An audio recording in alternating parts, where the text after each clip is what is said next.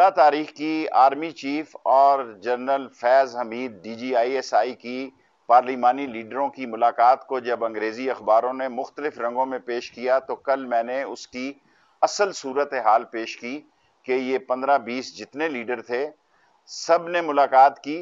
आज क्योंकि जो है वो मरियम साहबा ने वहाँ प्रेस कॉन्फ्रेंस करके कहा है कि ये मुलाकात नहीं हुई या इसकी नवाज शरीफ को खबर नहीं थी, तो मैं वाजे करना चाहता हूँ एक नहीं 2 मुलाकातें हुई हैं।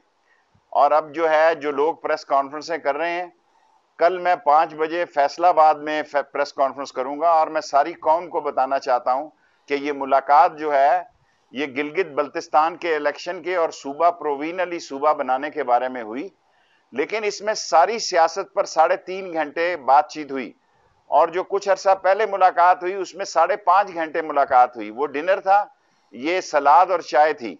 और अगर लोग मुझे चैलेंज कर रहे हैं तो मैं बिलावल भुट्टो साहब और शहबाज शरीफ साहब को चैलेंज करता हूं, किसी चैनल पे आए, किसी चैनल पर आए, मैं ये प्रूफ पेश कर सकता हूं कि दोनों लीडरान की मुलाकातें हुई और सब लीडर वहां मौजूद थे।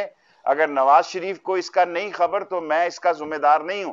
यकीनन जो कुछ अरसा पहले पहली मुलाकात हुई उसका भी नवाज शरीफ को पता नहीं होगा। और ये मैं पहले ही कह चुका हूं कि दिसंबर जनवरी में नून से शीन लीग निकलेगी और इन पार्टी में इख्तलाफात हो गए। इनका एजेंडा सिर्फ ये है कि मार्च में होने वाले सेनेट के इंतखाबात जिसमें तहरीक इंसाफ अक्सरियत लेगी उसको सबोटाज किया जाए, जो ये कभी कामयाब नहीं होंगे।